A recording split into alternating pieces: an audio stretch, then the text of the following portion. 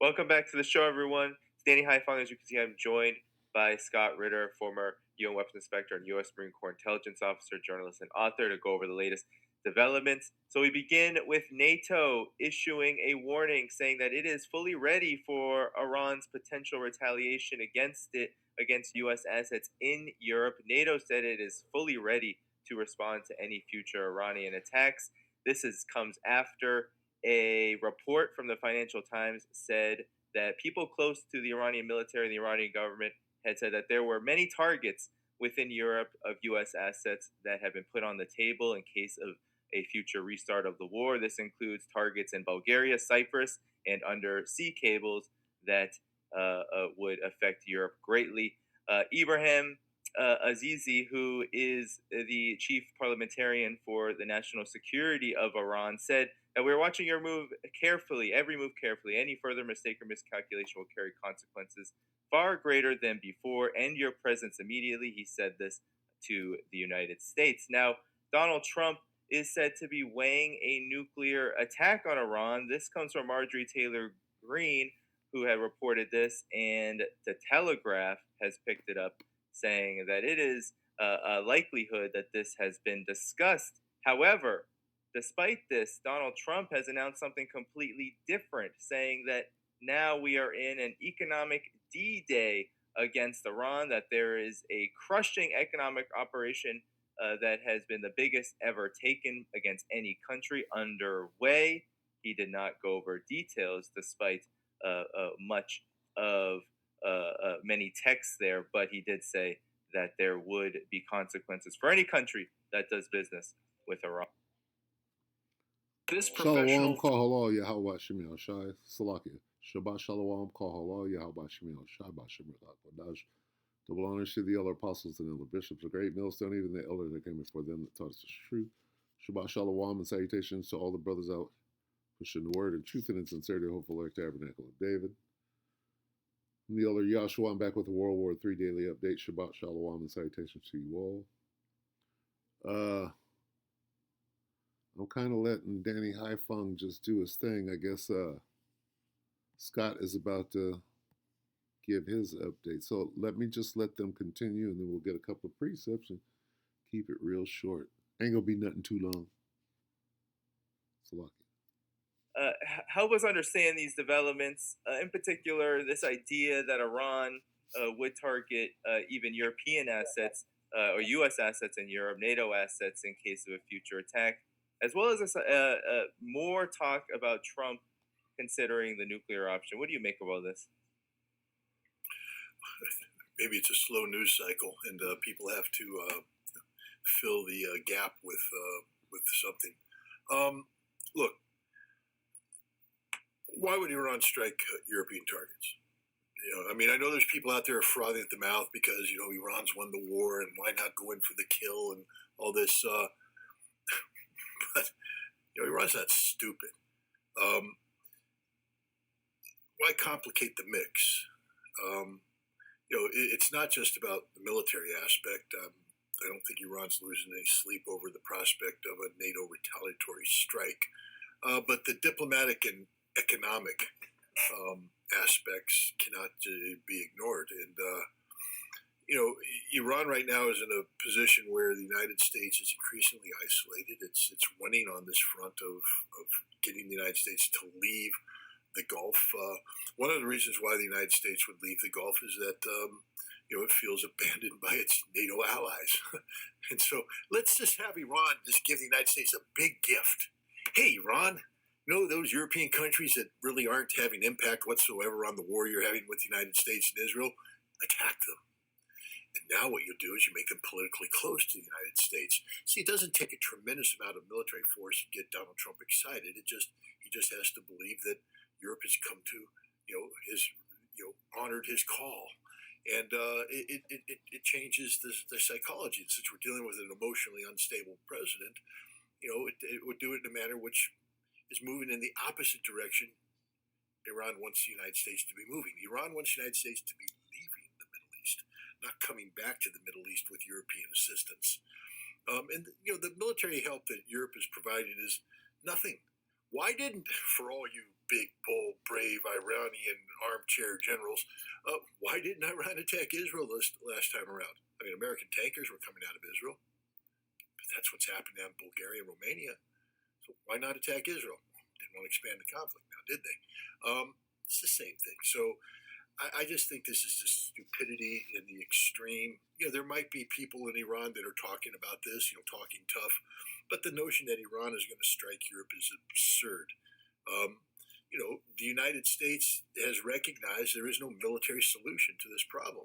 That's why Donald Trump's gone to the massive economic sanctions, or whatever the hell he's going to call this package, as if we've never heard these words before. I think we've put this pressure on Iran in the past, and it's never worked, and it isn't going to work this time.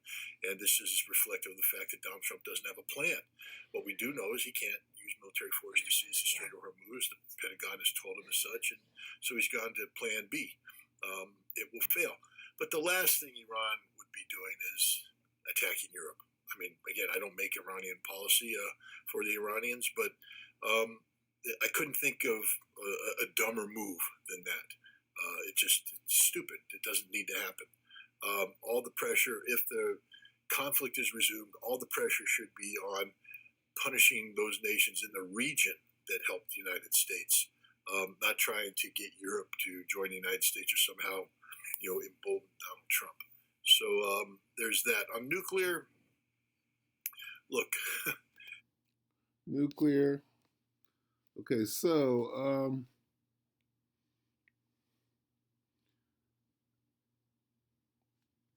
is Europe kind of falling back right now because they don't, they're like, just look, Iran, don't F with us, and guess what we can do? We can make a little back deal, right? Because watch this. All the men of thy confederacy. Right? Let's get that real quick before we get nukes on the way out. All the men of thy confederacy. All of them. So, real quick, the men of thy confederacy. Let's look at a couple of those. See, because at one point in time, the Shah, who was the Shah of Iran? And what was the deal that was struck? See, it was about that original deal. Just like right now, Iran is holding Babylon the Great to the MOU. Go back to the MOU. Remember we signed that deal, right? So even signing a deal, a MOU, you're in bed with these. If you sign a treaty or anything, which you did about that oil back in the 50s, okay, makes them what? Your allies. Now what? Okay. Hey, France was your ally. Right now, you throwing France under the bus, throwing Spain under the bus. What you doing over in what operation is that? That's an operation in response to Spain not going to war with you, and suddenly they're getting overrun. Obadiah 1 and 7. I'm going to read it right here in the NIV. All your allies, right? Including Iran. You understand? Hell, China is an ally of the United States. Are they not? They're one of the biggest trading allies on the face of the earth with Babylon the Great. That's what the whole thing with Taiwan is about. They've been trading together for years. Obadiah 1 and 7 in NIV. All your allies will force you to the border. Your friends will deceive you. Salaki, your friends will deceive and overpower you. Those who eat your bread will set a trap for you, but you will not detect it. And we're in that time right now. So right now, they're talking about Iran could attack Europe. Hell, Europe is going to turn on Babylon. All right, so that could be in the cards. Now, as far as World War III goes, all right, Iran attacking Europe goes to Russia attacking Europe. Is not Russia right now threatening to attack Europe? Let's see. Let's save that. And what is this threat? It's a threat of war. You got rumors of war, you got threats of war. Russia threatens to attack. This should be very fresh and new. Europe.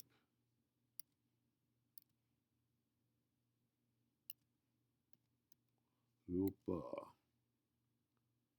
This should come up new, like yesterday, 2 days. 2 days. Russia threatens UK with consequences. See that? 2 days. Russia threatens Europe, UK, England, specifically. Russia, Vlad been saying this. My first strike is going to be on England. Big Ben, nigga. The Toms. I said this yesterday. And all praise to Yahweh Shem Yahshua.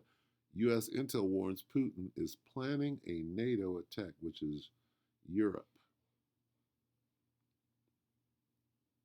4 months. Russia threatens Europe. 2 years. 2 days. Russia threatens UK with inevitable consequences.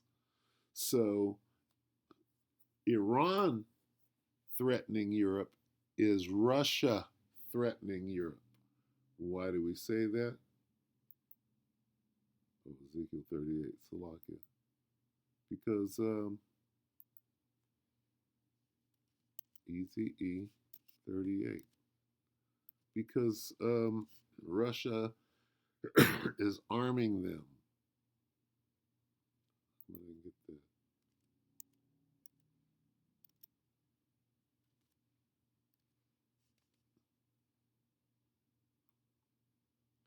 Ezekiel 38 and I'm not sure what. 7.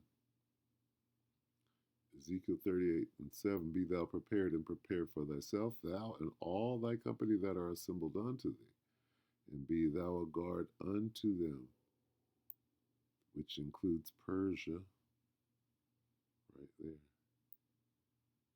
All right. So, for like this man just said, if Iran goes, why would Iran go into Europe? Because Russia told them to. God has told him as such, and so he's gone to plan B. It will fail. But the last thing Iran would be doing is attacking Europe. I mean, again, I don't make Iranian policy for the Iranians, but is Iran going to attack Europe, or is Russia going to attack Europe?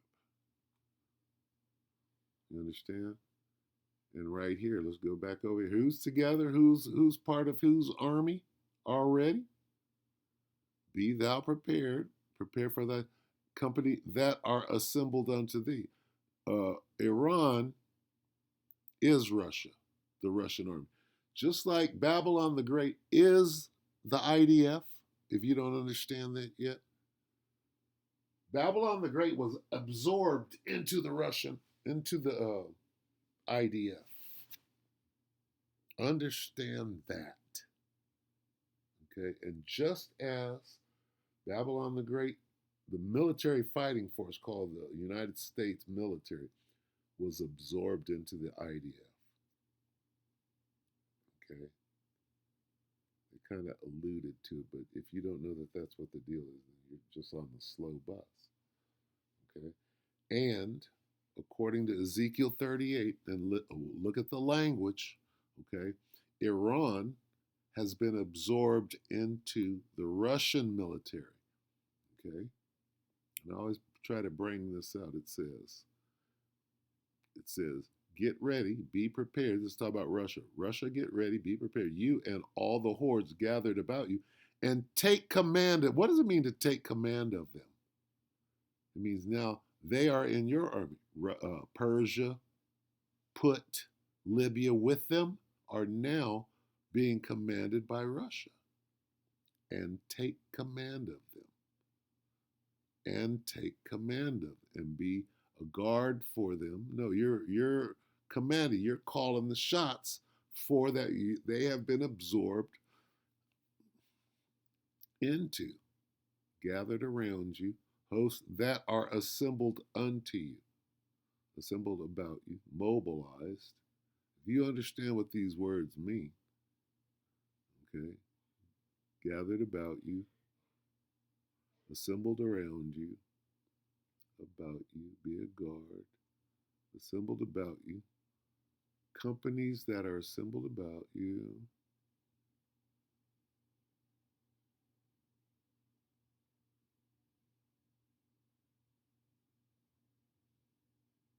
who have been mobilized around you, that are assembled unto thee, soldiers assembled around you, to have all his troops ready at his command, meaning all of them. You and all of your many battalions that have gathered together around you to protect you. They now belong to you. Assembled around you, assembled to you. To you. Gathered around companies who are assembled to you. Literal translations. Assembled to you, around you. Convoked together to thee. Con meaning with. Voked like yoked. Convoked together to thee. And be to them for watching. They now belong to you, your children. What does this say? It says, prepare and make thyself ready in all thy multitude that is assembled about thee, and be thou commander over them. That's pretty clear. Okay? So, if Iran were to go in and attack NATO or Europe or anything else, it would be because Russia told them to.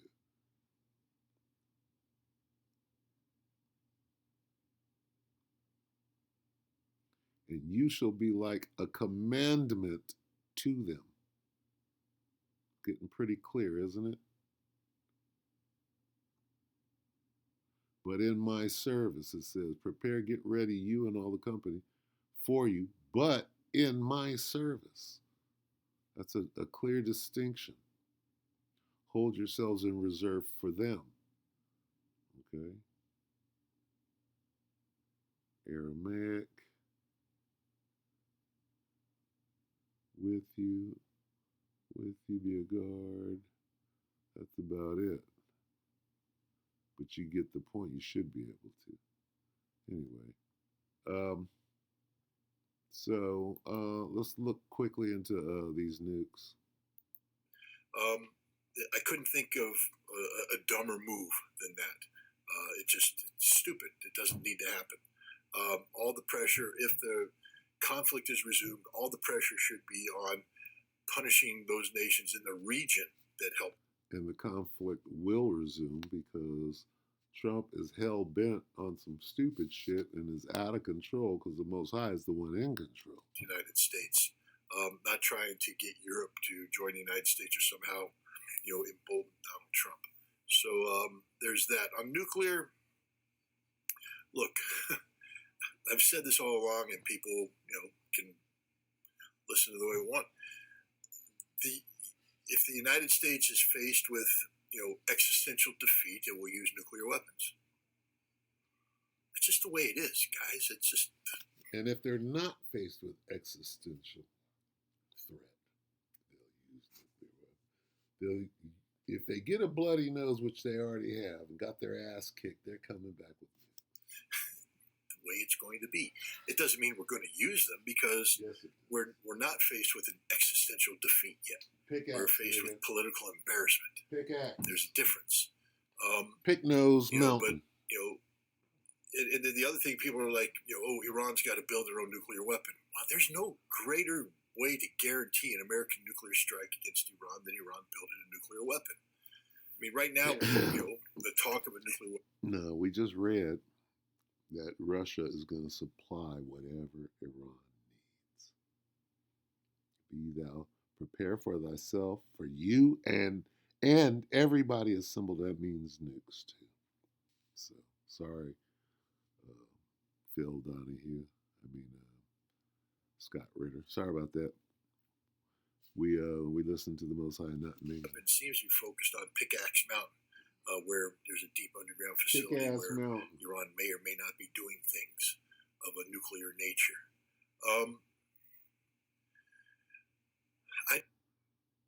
Why use Viagra when you can use Vic? We'll go a little more. Let Scott talk. See, our understanding is from above. First of all, we already know who's going to win and how things are going to play out. So, sorry, Scott, you're wrong on this one. I don't see the Iranians moving in that direction. I do. Let's see. You want to see them moving in that direction? In what direction? Oh, let's see. Let's see what direction they're moving in. Here they are. 2nd Ezra 15, right? And here's the Iranians. Let's see what direction they're moving in. All right. This phrase called the land of the Assyrians. Right here we have the land of the Assyrians, right? This portion is over there in the Gulf states. It's in the Middle East. The portion of the land of the Assyrians. Right? But here you have the land of the Assyrians. And from the land, see, not the portion, shall waste a portion of what? The land of the Assyrians. Right here, from the land of the Assyrians proper. See, this is the mainland. That's the 50. Continental 50. See, this is Saudi Arabia, Qatar, UAE. And they've already been wasted. But here's where they come over here. See? And from Babylon the Great over here shall the enemy be. What'd you say about that? Now, here's the question.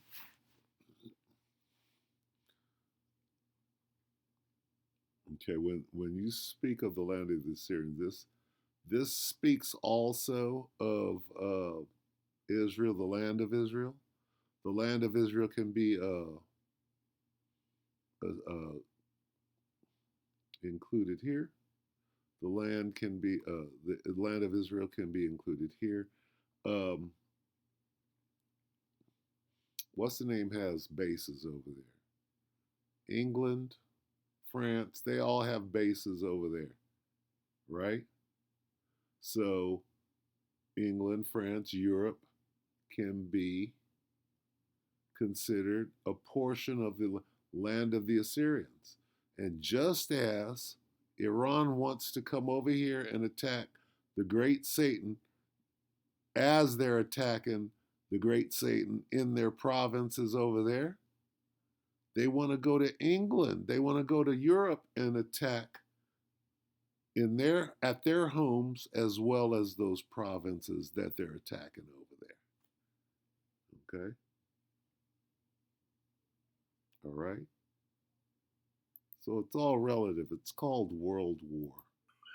Again, the son of Ayatollah Khamenei has assumed the mantle of the supreme leader. His father made it a point to make nuclear weapons, against Islam, haram. And they just beat the United States and Israel using conventional weapons. There's really no need for them to do this. They gain nothing from it. The United States was beaten militarily. Right now, the United States recognizes that it can't achieve its goals using conventional weapons, and the United States is pulling away from military confrontation, going to an economic siege. This will probably fail, which means the United States will have to eventually find some sort of diplomatic outcome. And so, as long as Iran isn't building a nuclear bomb, I don't think there's anything to worry about. But let's see if they are. Let's see if they are built.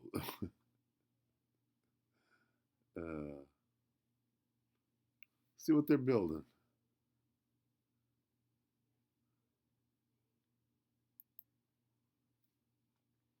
That's how you read the scriptures, right? This is Joel 3 and 10. Yeah. Let's see what they're building.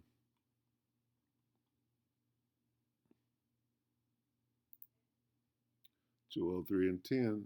Beat your plowshares into missiles. ICBMs could be. Let's see. Let the weak. Once upon a time, Iran was weak. They didn't have no nukes. Now, they do. What are they building? Nukes. What are they building? Delivery systems. Whereas they started out with little rockets that might not hit their mark, they got better shit, better drones, better rockets, better cruise missiles, and now better nukes. Why? They're working with Russia, pursuant to Ezekiel 38. We read it. So they are building nukes, aren't they? They weren't, but now they are. See how that works? And here they are, swords and spears. Fiery flying sword, fiery flying serpent, okay, javelins, if you will. Right? So Scott don't know everything. All right. Scott's been off the beaten path for a while. If the Iranians start getting bold and saying, we have a nuclear weapon, they have many. I would start worrying that, they're strong. We saw the United States say. Didn't they just beat the United States in a straight up conventional war? What makes you think that they don't have nukes? See, if you believe everything you were told by these Babylonians, that's why they got their ass whooped. Oh, we're going to do this. Yeah, you got your ass whooped. Oh, well, they don't have it. Yeah. Try it. You don't know shit. We don't believe you, devil. Got your ass kicked out there. Fair and square. Understand? Who don't have nukes? That's propaganda. Well, they can't have it. Really? They kicked your ass. They can't kick your ass neither, right? They can't have a nuke, but they can kick your ass. Can't believe nothing this devil says. When we diminished our long-range precision strike weapons globally, meaning that we don't have enough to fight China or Russia in the Pacific or European theaters, not to say least what continue this conflict in Iran. What did the Trump administration do? Here's how we're getting out. And we'll burn her with fire. Let us hear the conclusion of the whole matter. And we'll burn her with fire.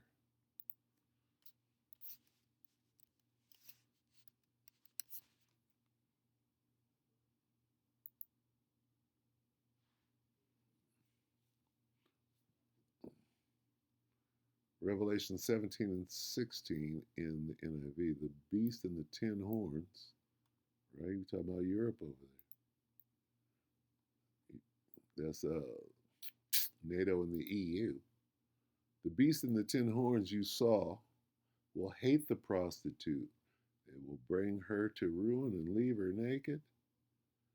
They will eat her flesh and burn her with fire. So, how about that, Scott? Where's Scott? How about that, Scott? So Scott knows some things, but Scott, the spirit ain't dealing with Scott like it is with the prophets of the Lord. The